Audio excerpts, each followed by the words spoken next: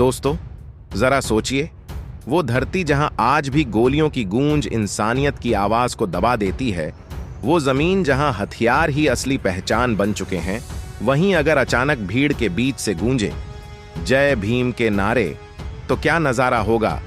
क्या तालिबानी लड़ाके हक्के बक्के रह जाएंगे? क्या ये आवाज उस मिट्टी तक पहुंच पाएगी जिसे दशकों से केवल डर और दहशत ने ढका हुआ है?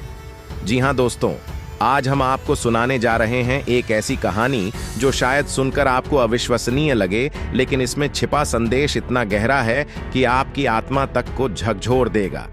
तो दोस्तों, अगर आप चैनल पर नए हो तो चैनल को अभी के अभी सब्सक्राइब करो और वीडियो को भी लाइक कर दो और वीडियो अपने दोस्तों के साथ शेयर कर दो।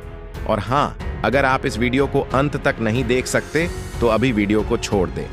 तो चलिए वीडियो शुरू करते हैं।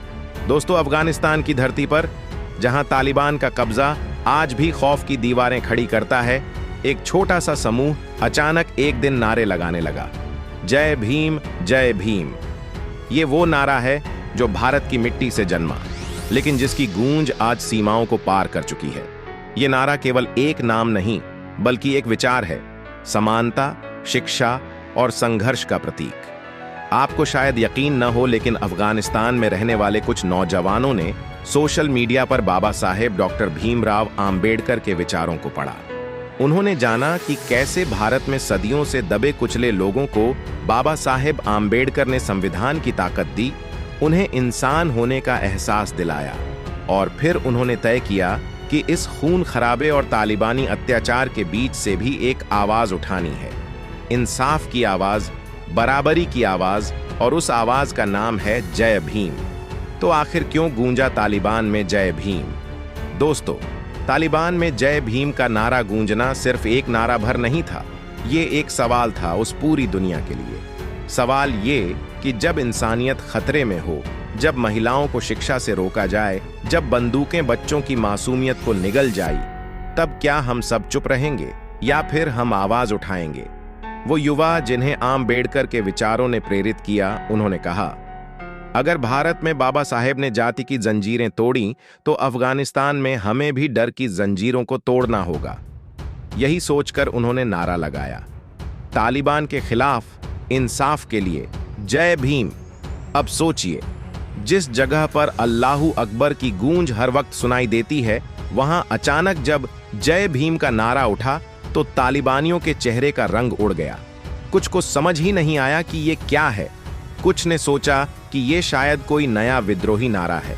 लेकिन दोस्तों, असली डर तब पैदा हुआ जब उन्हें पता चला कि ये नारा किसी हथियार का नहीं, बल्कि एक विचार का नारा है।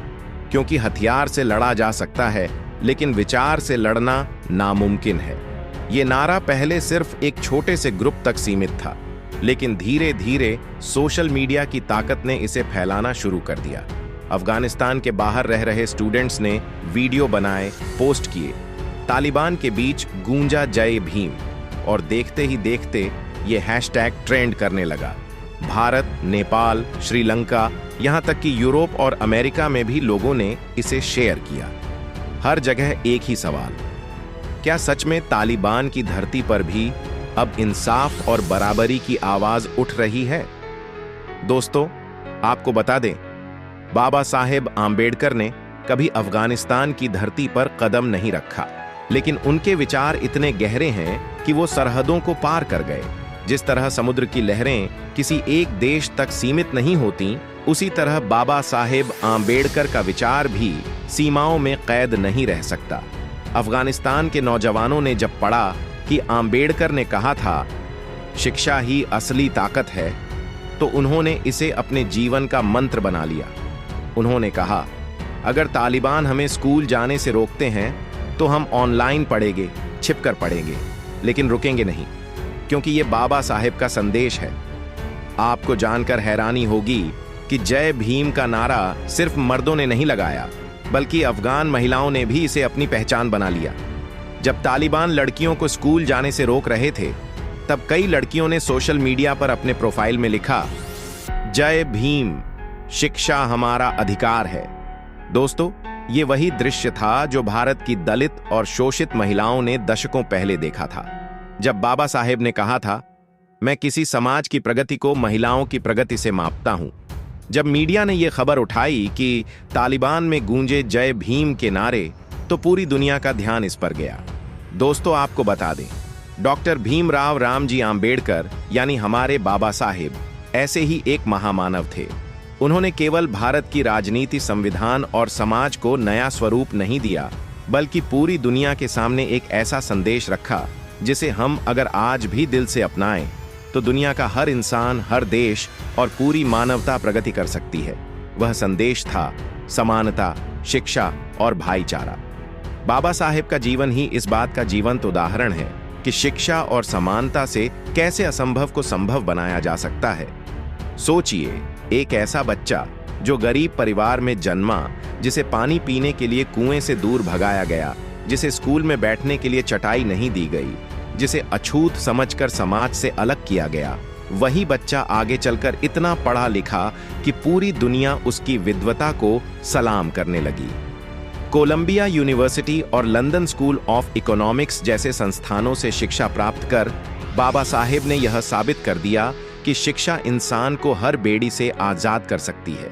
उन्होंने कहा था, शिक्षित बनो, संगठित रहो और संघर्ष करो। यह केवल भारत के लिए ही नहीं, बल्कि पूरी दुनिया के लिए मार्गदर्शन है। जब तक कोई समाज या देश शिक्षा को प्राथमिकता नहीं देगा, तब तक वह विकास के रास्ते पर आगे नहीं बढ़ सकता। आज जो देश सबसे आगे हैं, चाहे वह जापान हो, अमेरिका हो या यूरोप के देश, उनकी सबसे बड़ी ताकत शिक्षा ही है। बाबा साहेब आंबेडकर जी ने इसे बहुत पहले ही समझ लिया था और इसी कारण वे हमेशा कहते थे कि हर बच्चा, चाहे वह किसी भी जाति, धर्म, लिंग या वर्ग का हो, उसे शिक्षा का अवसर मिलना चाहिए। दोस्तों, समानता का विचार भी बाबा साहेब ने केवल किताबों तक सीमित नहीं रखा, बल्कि उसे संविधान में पिरो दिया। उन्होंने भारत के संविधान में यह सुनिश्चित किया कि हर नागरिक को समान अधिकार मिले, चाहे वह स्त्री हो या पुरुष, चाहे अमीर हो या गरीब, चाहे किसी भी धर्म या जाति से हो। यह केवल भारत के लिए ही नहीं, बल्कि पूरी दुनिया के लिए एक आदर्श है। सोचिए, अगर दुनिया के हर देश में यह समानता स्थापित हो जाए तो न कोई युद्ध होगा, न कोई भेदभाव और न कोई इंसान पीड़ा झेलेगा। लेकिन बाबा साहेब का दृष्टिकोण केवल कानूनी समानता तक सीमित नहीं था। वे जानते थे कि समाज में वास्तविक समानता तभी आएगी जब लोगों की सोच बदलेगी। वे कहते थे कि केवल कानून से समानता नहीं आएगी, उसके लिए समाज को अपनी मानसिकता बदलनी होगी। यही कारण था कि उन्होंने शिक्षा पर इतना जोर दिया, क्योंकि शिक्षा ही वह शक्ति है जो इंसान की सोच बदल सकती है, अज्ञानता को मिटा सकती है और इंसान को सही और गलत का अंतर समझा सकती है। हम शिक्षा को अपनी ताकत बनाएंगे, हम हर इंसान को समान समझेंगे और हम समाज में भाईचारा कायम करेंगे। यही सच्ची श्रद्धांजलि होगी उस महामानव को जिसने अपना पूरा जीवन दूसरों के अधिकारों के लिए संघर्ष में लगा दिया। तो दोस्तों, आपके इस विषय पर क्या विचार है, हमें कमेंट करके बताएं। और अगर वीडियो पसंद आया हो तो वीडियो को लाइक करके चैनल को सब्सक्राइब जरूर करें और बेल आइकॉन प्रेस करें। मिलते हैं किसी और वीडियो में। जय भीम, जय भारत, धन्यवाद।